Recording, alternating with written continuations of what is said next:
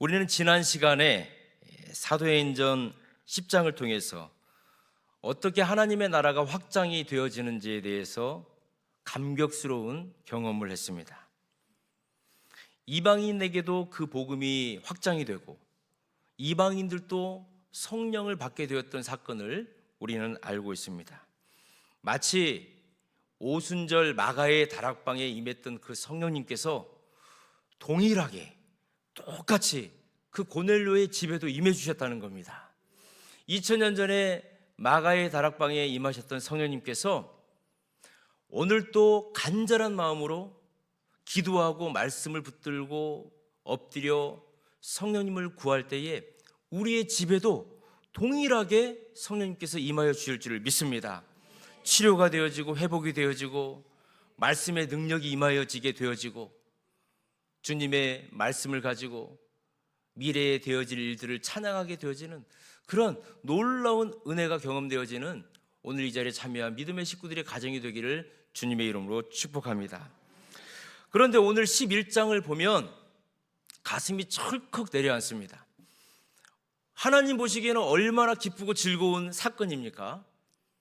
유대인에게만 머물렀던 그 복음이 이방인 고넬료라고 하는 로마의 백부장에게까지 전파되어지고 그 가문이 구원을 얻었던 사건은 하나님의 입장에서는 대단한 입장이었죠. 사건이었죠. 우리 하나님 얼마나 기뻐하셨겠습니까? 그런데 이 이야기를 하니까 이방인도 구원을 받았다, 이방인의 집에도 성령님이 임하셨다라고 하는 이야기를 하니까 유대인들이 너무 싫어하는 거예요. 마치 이런 거예요. 우리 교회에는 나와서는 안 될 사람이 나와 있는 것을 보는 거예요. 아니, 저 사람은 교회를 나와서는 안 되는데 저 사람이 우리 교회에 나왔네? 여러분, 이것은 하나님께서 허락하여 주신 놀라운 은혜인 줄 믿습니다. 지금 그거예요. 하나님의 성령님께서 이방인에게도 임해 주시니까 그 이방인들이 구원을 다 받았어요. 그것을 예루살렘 공회, 예루살렘 교회에다가 이야기를 하니까 예루살렘 사람들, 유대인들이 싫어했다라고 하는 사건을 오늘 11장에서 보여주고 있는 것입니다. 베드로가 와가지고 이 예루살렘 교회에 이런 사건이 있었다라고 하는 이야기를 하니까 맹렬하게 베드로를 비난을 하는 것입니다. 해서는 안 될 일을 한 것처럼 베드로를 지금 비난을 하는 것입니다. 3절 말씀을 우리 같이 한 목소리로 한번 읽겠습니다. 3절입니다. 시작. 이르되 내가 무할례자의 집에 들어가 함께 먹었다 하니, 지금 해서는 안 될 일을 했다는 거죠. 그거 안 했더라면 그 집에 성령님 임하지 않았을 것이고 그 집에 구원이 임하지 않았을 것인데, 당신이 그렇게 했기 때문에 성령이 임하고 그 집에 구원이 임했다, 너 잘못했다, 지금 오히려 베드로를 손가락질하고 있는 것입니다. 이방인들이 구원을 얻은 것, 하나님께서는 굉장히 기뻐하고 즐거워하신 일인데도 불구하고 예루살렘 교회의 유대인들, 그리고 그 구원이 유대인들에게만 머물러야 된다고 생각했던 사람들에게는 이 베드로의 선교적인 사역이 아주 마음에 들지 않았던 것입니다. 그들은 예수님의 십자가의 복음을 경험하고도 여전히 구약에 머물러 있는 거죠. 레위기 11장 정결 규례, 그리고 자신들이 만들어 놓았던 그 유전, 유대교의 전통 의식 가운데에서 유대인은 구원받을 수 없는 존재라고 하는 것이 더 하나님의 사랑보다도 더 크게 작용을 했다라고 하는 것을 알 수가 있습니다. 그런데 이 베드로의, 이 고넬료의 구원과 성령님이 임하셨던 이 사건은 기독교 역사에서 굉장히 큰 획기적인 사건입니다. 유대교에만 머물렀던 그 구원의 울타리를 깨버리고 온 인류를 향해서 하나님의 복음이 퍼져나간 분수령과 같은 사건이 바로 이 고넬료 집에 임한 성령 강림의 사건이었기 때문에 그렇습니다. 하나님은 지금 열방을 향해서 구원하시기 위해서 앞장서 가시는데, 예루살렘 교회는 우리의 전통, 우리의 혈통, 우리의 상식이라고 하는 그 틀을 깨지 못하고 지금 오히려 베드로를 정죄하고 있는 상황인 것입니다. 오늘 이 밤에 우리의 기도가 나의 상식보다 넓으시고 나의 경험보다 위대하신 그 하나님의 원대하신 계획 속으로 저와 여러분이 들어가는 그 은혜가 있기를 주님의 이름으로 축복합니다. 그래서 오늘 우리가 이 본문을 통해서 깨달아야 하는 것은 내가 아직도 깨뜨리지 못하는 나의 경험의 한계가 있다는 것입니다. 내가 늘 생각하고 있는 상식의 범위가 있다는 것입니다. 나의 편견으로 늘 하나님의 일을 가로막고 있는 순간들이 있다는 것입니다. 예루살렘 교회의 지도자들이 지금 그런 거죠. 또 할레파 신자들이 하나님의 은혜조차 자신의 상식으로 지금 통제하려고 하고 있는 것을 우리가 볼 수가 있습니다. 여러분, 하나님께서 요나를 니느웨에 가가지고 복음을 전하고 회개를 선포해라라고 하나님께서 말씀하셨습니다. 그런데 왜 요나가 니느웨로 가지 않고 다시스로 도망을 갔을까요? 요나의 생각은 니느웨는 아수르의 수도예요. 그 아수르가 계속 이스라엘을 침공을 하는데 원수의 나라인데 하나님께서 그 원수 나라의 수도에 가서 회개를 선포하라는 거예요. 요나의 입장에서는 회개를 선포해가지고 만약 그 사람들이 돌이켜가지고 돌아오면 사는 거잖아요. 요나의 입장에서는 그 사람들이 죽어야만 되는데, 그래서 이 요나는 자기의 그 한계를 깨트리지 못했기 때문에 하나님께서 니느웨로 가라고 하셨음에도 불구하고 다시스 정반대로 하나님은 니느웨 저 육지로 가서 복음을 전해라 했는데 요나는 다시스 저 바다 쪽으로 반대쪽 바다로 도망을 가버리고 있는 것을 볼 수가 있습니다. 신앙이라고 하는 것은 무엇입니까? 내 뜻을, 내 고집을 내려놓는 거죠. 성령의 주도하심에 내가 항복을 하는 것입니다.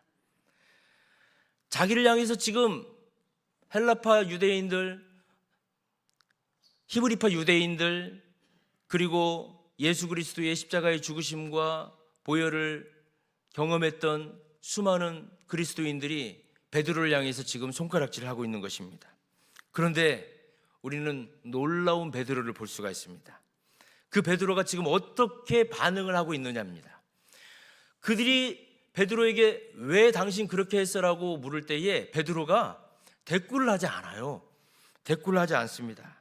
그리고 4절을 보니까 베드로가 겪어되었던 상황들, 하늘에서 보자기가 임하는데 그 속에 4발 달린 부정한 짐승들이 계속 있었는데 하나님께서 그것을 먹으라고 했는데 내가 먹지 않았다. 이것을 2번, 3번 했다. 그러나 하나님께서 내가 거룩한 것은 깨끗한 것이니 네가 먹으라라고 했던 그 모든 사건을 순서대로 베드로가 지금 다 이야기를 해주는 것입니다. 차례대로 설명을 하는 거예요. 베드로의 생각, 베드로의 판단을 이야기하는 게 아니라 하나님께서 보여주셨던 그 일을 계속 순차적으로 이야기하고 있는 베드로를 볼 수가 있습니다. 베드로가 욥바에서 그 환상을 보았던 것을 지금 계속 이야기하는 것입니다. 2번이나 3번이나 하나님께서 동일하게 말씀을 해주셨다는 거예요. 내가 거룩하다 한 것을 네가 부정하다 해서는 안 된다. 하나님께서 계속 그 말씀을 해주셨다는 거예요. 오늘 이 밤에 오신 사랑하는 성도 여러분, 오늘 이 밤에 이 복음의 핵심을 깨닫는 저와 여러분 되기를 주님의 이름으로 축원합니다. 인류는 스스로 깨끗해질 수가 없다는 것입니다. 나 자신은 스스로 깨끗해질 수가 없는 것입니다. 오직 예수님의 보혈만이 우리를 깨끗하게 하실 수 있는 줄을 믿습니다. 구약에서는 율법으로 정죄당하고 장벽의 뒤쪽에 그냥 처박혀져 있을 수밖에 없는 저와 여러분이에요. 왜요? 이방인이지 않습니까? 그런데 이제 신약시대 때에 우리 예수님께서는 십자가로 저와 여러분을 완전하게 하시고 막혀있는 담을 허물어 주신 줄을 믿습니다. 베드로는 지금 고넬료의 집에 도착했을 때에 말씀을 전했던 그 상황을 그냥 그대로 예루살렘 교회에 이야기를 해주고 있습니다. 성령님께서 역사하셨다는 거예요. 어떤 성령님께서 역사하셨습니까? 우리 15절 말씀을 같이 한번 읽겠습니다. 시작. 내가 말을 시작할 때에 성령이 그들에게 임하시기를 처음 우리에게 하신 것과 같이 하는지라. 여러분 보세요. 지금 고넬료의 집에 갔다는 겁니다, 베드로가. 그래서 성령님께서 말씀하시게 해서 말씀을 했는데, 그게 오순절 마가의 다락방에 임하셨던 그 성령님과 동일한 것이더라. 지금 이렇게 베드로가 이야기를 하고 있는 것입니다. 베드로의 머릿속에는 순간 스쳐갔던 우리 주님의 말씀이 있었어요. 요한은 물로 세례를 베풀었으나 너희는 성령으로 세례를 받으리라. 그 말씀이 고넬료의 집에서 생각이 난 거예요. 그래서 마가의 다락방에 임했던 그 성령님이 고넬료의 집에도 그대로 임했다라고 하는 것을 베드로는 알게 되었고, 베드로는 거기에서 능력의 설교를 했고, 그 고넬료의 온 집안 식구들이 성령을 받고 구원을 받게 된 것입니다. 유대인인 나에게도 임하셨던 그 성령님이 부정한 이방인 고넬료에게도 아무런 차별 없이 똑같이 임하여 주셨다. 베드로가 지금 그것을 계속 말하는 것입니다.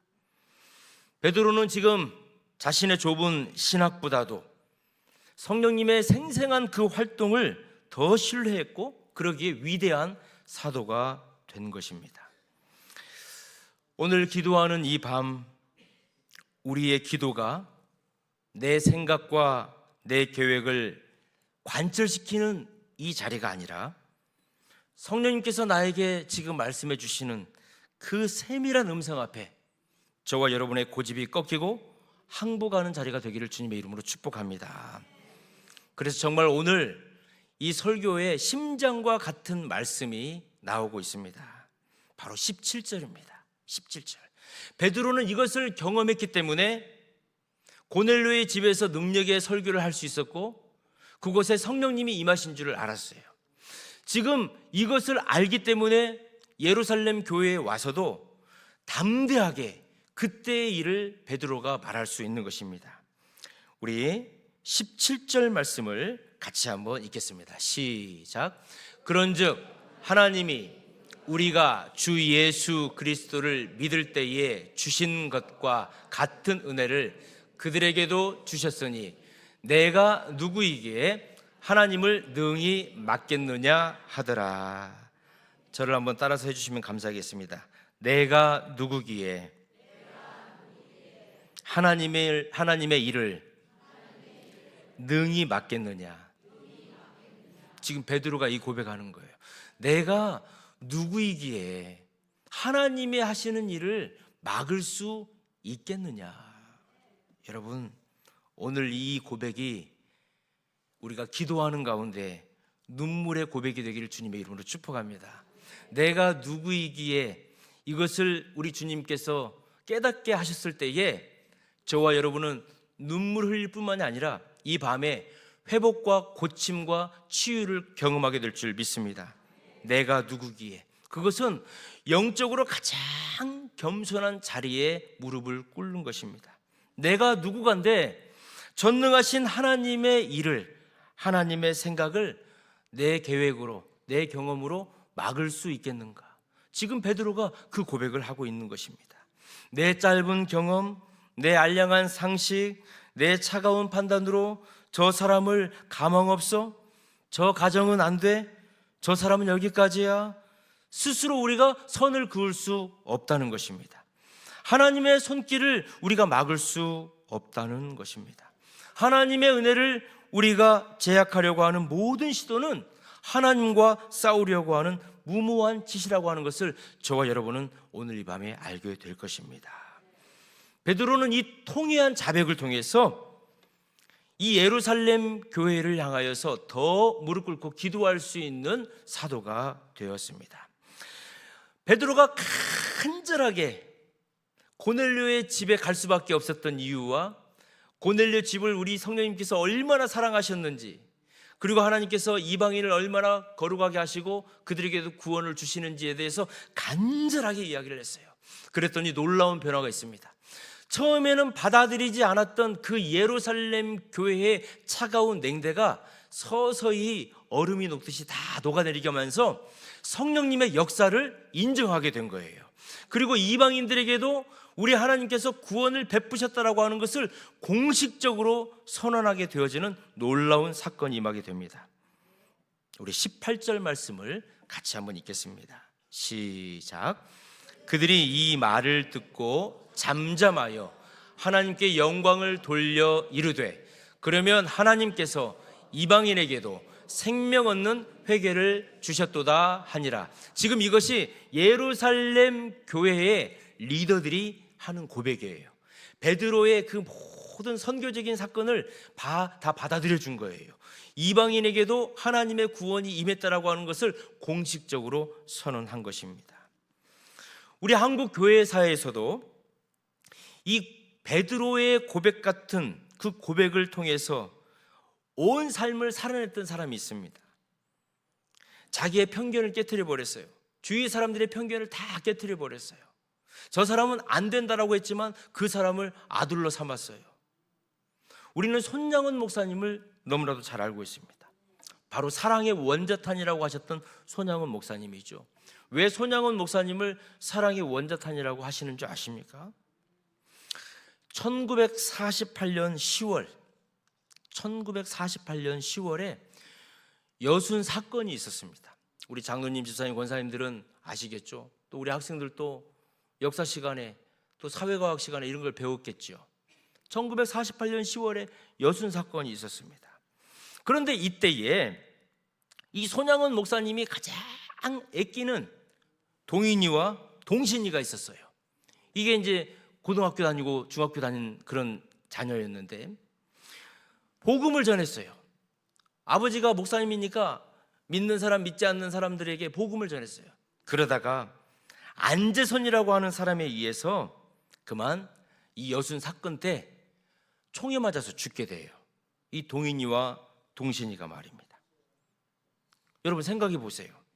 금쪽 같은 아들이 원수 같은 사람한테 총을 맞아서 죽은 거예요. 아버지 감정을 어떻게 했습니까? 살인자잖아요. 자기 아들을 죽인 사람 살인자잖아요. 그래서 이 안재선이 사형대로 끌려가기 직전에 이 손양원 목사님께서 구호 요청을 하는 거예요. 저 사람 죽이지 말아라고. 내가 저 사람을 양아들로 삼겠다고. 그래서 그 사람을 양아들로 삼았잖아요. 사람들은 손가락질했습니다. 어떻게 자기 아들을 죽인 사람을 양아들로 삼을 수 있느냐. 그러나 이 손양원 목사님은 그 편견을 다 깨뜨린 거예요. 괜찮다. 내 아들을 죽였지만 내가 예수님의 사랑으로 그 사람을 내 양아들 삼겠다. 그래서 그 안재선이라고 하는 사람을 구출하게 됩니다. 결국 그 안재선은 그 양아버지였던 손양원 목사님에 의해서 그 강팍했던 마음이 다 고쳐져요. 그리고 결국 이 안재선이가 이 손양원 목사님이 순교를 당하셨을 때에 그 시신을 갖고 와가지고 장례를 치러요. 그리고 전도사가 되어가지고 많은 사람들에게 그 아버지의 사랑, 그 예수님의 사랑을 전하게 된 것을 우리는 알 수가 있습니다. 그런데 저는 이 손양원 목사님을 생각하면은 어떻게 그런 기도를 하실 수가 있을까? 자기 아들이 동인이와 동신이가 죽었을 때에 그 자기 아들 장례식을 치를 때에 이 손양원 목사님이 이 장례식이 감사할 수 있는 10가지의 기도의 제목을 가지고 기도를 하는데 이런 기도를 드렸습니다. 나 같은 죄인의 혈통에서 순교의 자식을 나오게 하셨으니 하나님 감사합니다. 이 손양원 목사님이 그런 기도를 드리셨어요. 삼남 삼녀 중에서 가장 아름다운 두 아들 동인이와 동신이 장자와 차자를 바치게 된 나를 축복해 주신 하나님 감사합니다. 허다한 많은 성도들 중에 어찌 이런 보배를 주께서 하필 나에게 주셨으니 그 점 또한 너무 감사합니다. 한 아들도 순교가 감사한데 하물며 두 아들을 하게 하시니 감사합니다. 예수님 믿다가 누워서 죽는 것도 하늘의 큰 복인데 하물며 전도하다가 총살당한 순교를 우리 두 아들이 하게 되시니 너무나도 감사합니다. 저는 이 6번을 볼 때마다 너무 눈물이 나와요. 미국 유학 가려고 준비하던 내 아들, 미국보다 더 좋은 천국 갔으니 감사합니다. 나의 사랑하는 두 아들을 총살한 원수를 회개시켜서 내 아들 삼고자 하는 그 사랑의 마음을 나에게 주시니 하나님 감사합니다. 내 두 아들 순교로 말미암아 무수한 천국의 아들들이 생길 것이 믿어지니 우리 하나님 너무도 감사합니다. 이 같은 역경 중에서도 8가지 진리와 하나님의 사랑을 찾는 기쁜 마음, 여유 있는 믿음을 주신 우리 예수님께 감사드립니다. 그리고 10번째 기도 제목이 있어요. 나에게 분수에 넘치는 과분한 큰 복을 내려주신 하나님께 모든 영광을 돌립니다. 사랑하는 성도 여러분, 우리 손양훈 목사님께서 왜 이런 기도를 드리실 수 있었을까요? 내가 누구이간데 하나님의 용서와 사랑을 제한할 수 있겠는가? 라고 하는 그 고백을 우리 손양훈 목사님이 하셨기 때문에 그렇습니다. 베드로도 똑같은 고백을 하는 것입니다. 오늘 이 밤에 우리 손양훈 목사님처럼, 베드로처럼 제가 무엇이간데 하나님의 은혜와 하나님의 계획하심과 하나님의 경륜을 막을 수 있겠습니까? 내 안에 있는 편견과 내 생각의 경험과 내가 가지고 있는 한계를 무너뜨려 주셔서 하나님의 위대하신 일을 나를 통하여 이루어 주시옵소서. 그 기도하는 이 밤이 되기를 주님의 이름으로 축복합니다. 내가 누구이간데 하나님을 맡겠느냐? 이 겸손한 항복의 고백이 오늘 이 밤에 찬양하고 기도하는 저와 여러분들에게 임하여 주셔서 손양훈 목사님의 그 크신 은혜와 사랑보다도 더 귀한 은혜와 사랑을 경험하시고 베드로가 고백했던 그 은혜와 사랑보다도 더 귀한 축복을 누리시고 경험하시고 고백하는 오늘 귀한 믿음의 식구들 그리고 그 가정이 되시기를 주님의 이름으로 축복합니다. 기도하겠습니다.